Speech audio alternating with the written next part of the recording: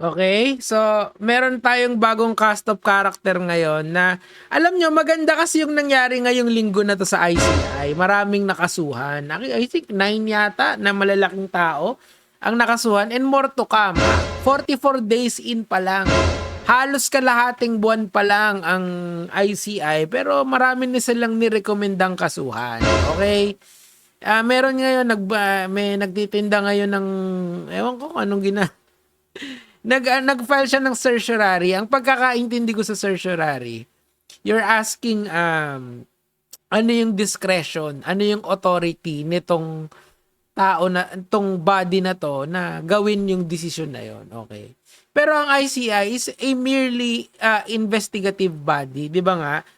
People go there by invitation, not by subpoena. Malaki yung ano yun eh, malaki yung pinagkaiba nun eh. Kunyari, ako, i-invite kita na pumunta dito sa bahay, pwede kang tumanggi. Hindi kita pwedeng i-compel na pumunta ka. Pero pag sinabpina ka, you are compelled. Okay? So that's the big difference. So, pakinggan na natin. Okay. Ay bigyan nila ng ruling kung valid ba kasi ang issue na ni-raise ko dito, unconstitutional ba yung Executive Order 94 ni President Bongbong Marcos series of 2025 at the same time Again, ano yan eh, hindi na nagmamatter yan eh kasi hindi naman siya ano talaga eh. Kumbaga extension lang siya ng opisina ni Pangulong Bongbong Marcos para mag-imbestiga sa mga anomalya na to. 'Di ba? People cannot go there if they don't want to. Pag ayaw nila, pwede naman. So, this is just a waste of time ng ating mga korte. Kasi kaninong pakawala ba tong tao na to? Kakainis eh. Sa naman lang abogado yung nag-file nung kaso kasi I believe this person is a non-lawyer. Ayun, nawala tuloy. Nawala tuloy. Oh, keep turned on. Oh. ano ba yung legality Baritaya. ng Sino ba to? ICI or Independent Commission for Infrastructure? Pero mo, it's something good na nangyayari sa ating bansa, itong ICI na to. Pero may mga tumitira pa rin. Parang wala nang kaligayahan. Di ba? Pag maganda yung ginawa, mali. Pag tama yung ginawa, mali pa rin. Saan lulugar dyan, di ba? Parang gusto nyo ipabuwag yung ICI kung sakaling unconstitutional. So, Yes po. pwedeng Bakit ipapabuwag? Okay. Pakinggan Kapag natin, kasi Russell. na-find ng Korte Suprema na may violation sa Constitution natin, itong Executive Order 94 na bumubuo ng ICI o nagtalaga ng ICI, Spoiler alert, tinanong ko na yung mga lawyers na kaibigan ko. Wala daw. Kasi nga, hindi naman sila judiciary. Hindi din sila legislative. Ibig sabihin, wala silang kahit anong power except to their mandate to investigate. Okay? Hindi nga sila pwedeng manghingi ng files eh. Pero, the Congress and the Senate actually are okay lang sa kanila na na tumulong sa ICI, okay, at their own accord. Kasi nga, syempre, ginawa ni Pangulo yan, go sila. And sila Laila de Lima din, yung ML, di ba? They filed a bill to strengthen the ICI, okay, di ba? Kasi nga, kailangan natin yan eh. Kasi grabe talaga yung corruption eh, nakita na. Isang issue pa lang yung flood control eh. Wala pa doon yung road to markets, wala pa doon yung mga multipurpose hall, wala pa doon yung cat's eye na sinasabi ni Magalong, di ba?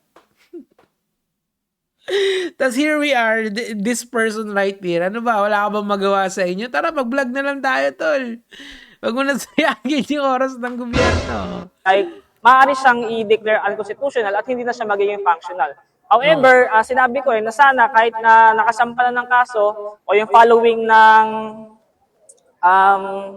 Doctrine of Operative Fact ay valid siya until proven na unconstitutional or illegal. So dito sa part na to, mahalaga na malaman natin kung ano Ano yan, sayang sa papel yan eh, yung mga ganyang kaso. In my opinion kasi, what is the harm being done by ICI? What is the actual harm that it is being done sa ating bansa? merong mga naiimbestigahan sa ICI and ngayon ipala-livestream na. So, grabe yan. Sa talagang magiging trial by... Hindi mo kasi siya pwedeng tawaging trial by publicity kasi hindi naman siya korte to begin with. It's an investigative body that you can or you cannot go. Hindi sila pwede magpasabina ng tao. Gets nyo? Ang laki ng pagkakaiba nun. Kunyari, ako, pinatawag ko sa ICI. Sabi ko, on whose authority? O, pwede ko gawin yon. So, what they're just doing is kita mo, sino yung mga nandun? Engineer, di ba? Si Babes, Babes lang kasi yung naalala ko dun eh. Mga accountant, di ba? And some justices.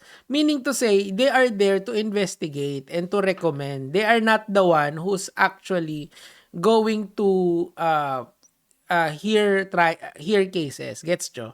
They are not the one to decide cases. Gets? They are just merely investigating. So what's the point of doing this? Like, for example, if you are a concerned netizen, halimbawa isa akong engineer, okay? Hindi, sige, vlogger ako, okay? Vlogger ako and concerned citizen ako. So ako, may alam ako dito sa ganitong bagay, okay? So nakita ko may anomalya dito. Can I recommend sa mga authorities na kasuhan tong tao na to kasi ito yung ebidensya ko? Pwede, di ba? Susumbong ko sila na ito yung nakita ko. O magiging whistleblower ako. Ganon din halos yung function ng ICI. Parang pinalakas na netizen lang sila in the sense na may basbas sila sa Pangulong Marcos. Yun yung difference. Hindi ko alam, parang sayang kasi sa oras tong ginagawa niya eh. And mamaya, ira-rationalize niya yan. Papakinggan nyo na lang. Nakakainis kasi mag-react sa mga ganitong video. Kasi this person is going to invoke due process. Therefore, in turn, he is going to use taxpayers' money, the government's resources, para ihiri ang kaso na yan. Diba? Walang choice eh, kasi pinadaan mo sa korte. Siguro may legal basis ka nga dyan, pero what's the point in doing that? May masama bang ginagawa yung ICI? Di ba wala? Ano nga ba yung kahalagan, ano yung magiging desisyon ng Korte Suprema dito? Win-win situation. Kung paboran man ako once again, edi abolish ang ICI. Bakit siya magiging win-win situation? Di ibig sabihin, wala nang arawan na mag-i-investigate doon sa mga anomalya na yon. So, hindi siya win. Pag na-abolish siya, lose siya. Alam ba ibig sabihin ng win? Win pag nanalo. Di ba? Pag may na-gain. Sino ba yung pinoprotektahan mo dyan exactly dyan sa pagpa-file ng kaso na yan? Yung rights nino, nung mga iniimbestigahan. Kung wala ka naman tinatago, wala kang problema na umarap dyan. Di ba? Oh, come on. Nakaka-pressure nga yan dun sa mga taong nandun eh. Kasi most of the staff ng ICR are volunteers. Wala silang bayad dyan. Di sila binabayaran. They are volunteer lawyers, they are volunteers engineers, accountants. All of them are doing that for the love of the country. And you wanna abolish that?